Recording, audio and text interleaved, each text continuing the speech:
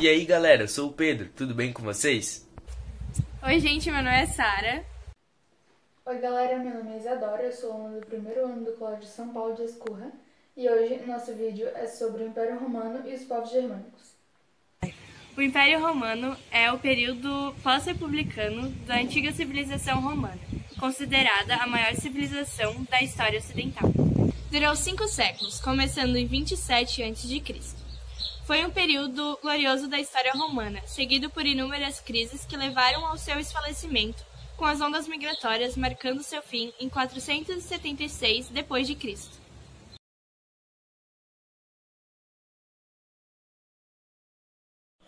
Sua forma de governo era a autocracia. Era liderada por um imperador e por extensas possessões territoriais que estendia-se do rio Reno para o Egito, chegava à Grã-Bretanha e à Ásia Menor. Assim, estabelecia uma conexão com a Europa, a Ásia e a África.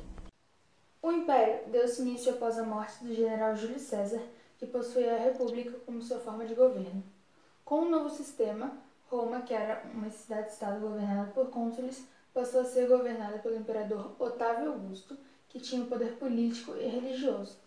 No seu auge, o Império Romano tinha sob seu domínio 6 milhões de habitantes, enquanto destes, Roma abrigava aproximadamente 1 milhão de pessoas. Entre os pontos fundamentais para o sucesso e expansão do Império estava o exército, que era profissional e atuava como uma legião sob o comando dos generais. Augusto passou a comandar o Império juntamente com os poderes das várias instituições que se mantiveram da República, tais como o Senado e o Exército. Ele não só começou a governar como homem, mas também como representante direto das divindades romanas na Terra.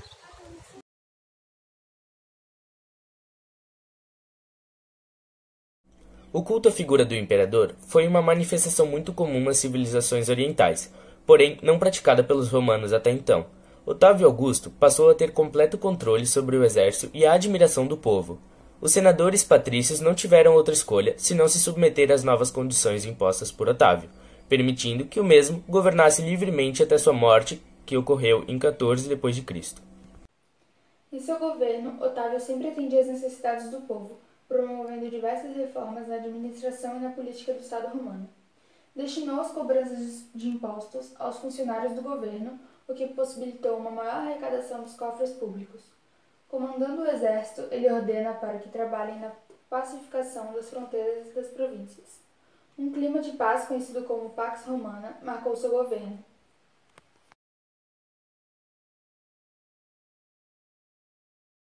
A hierarquia da sociedade romana começou a ser definida a partir de suas posses, e não pela origem de seu nascimento como era de costume. O poder passou a ser exercido por pessoas que podiam contribuir financeiramente com a organização do Império. O Otávio incentivava muito a produção artística e cultural. Ele estabeleceu como ponto fundamental para a manutenção do Império a expansão. Assim, garantiu o abastecimento de escravos para terras produtoras e novas terras para os desapropriados, mantendo a circulação de enorme riqueza investida na infraestrutura do Império. Após sua morte, diversos imperadores sucederam-no, porém, seus governos não foram bem-sucedidos, foram sustentados por sua herança política. No entanto, especialmente a partir do século III, o esgotamento desse recurso causou uma crise gradativa, que provocou o fim do Império na parte ocidental no século V. Os historiadores costumam diferenciar esses dois momentos em Alto Império, cujo houve a manutenção da administração do Primeiro Império, e Baixo Império, quando iniciou-se a democracia no Antigo Império, ou Império Antigo. A má administração e, posteriormente, o fim da expansão territorial romana afetou fortemente a economia. Após isso, o Império começou a priorizar a manutenção do território já conquistado, o que fragilizou a proteção das fronteiras, já que o poder central do imperador não fazia-se presente. Sem apoio militar, ausência de funcionários e desinteresse, assim, no século III, não só o poder do imperador havia enfraquecido, mas também a própria unidade do Império. As terras férteis romanas eram almejadas por diversas tribos de povos e etnias diferentes. Portanto, desde o século II, os povos germânicos migrantes pressionavam as fronteiras do Império Romano em busca de terras cultiváveis, como muitos povos da antiguidade.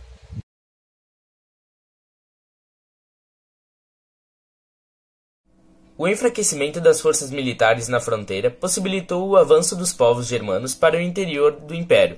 Porém, para tentar evitar a invasão, o Império tomou algumas medidas para tentar sanar a ausência militar, como ofereceu terras nas fronteiras para que as tribos germânicas pudessem administrar com a condição que zelassem pela sua segurança. Convocaram para o exército homens germânicos que já se encontravam em terras romanas e que ainda não tinham conseguido terras para produzir.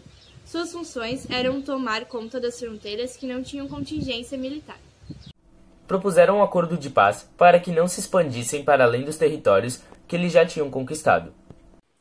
Os movimentos migratórios caracterizados pela ocupação de espaços sem proteção e sem produção foram chamados de invasões bárbaras. O processo foi longo, estendendo-se do século III ao V, quando os érulos germanos, liderados por Odoacro, depuseram Rômulo Augusto, o último imperador romano, em 476.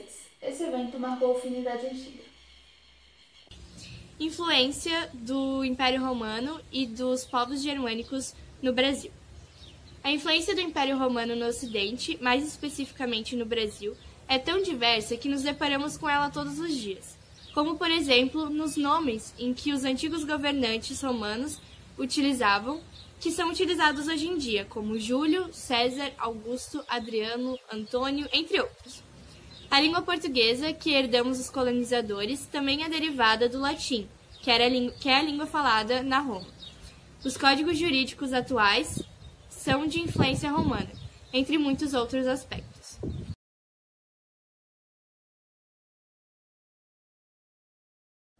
O povo germânico teve sua importância principalmente para com a cultura e formação das cidades, desenvolvendo a agricultura, o processo de urbanização e a industrialização e difundindo suas ideias de arquitetura, transformando as paisagens físico-sociais brasileiras.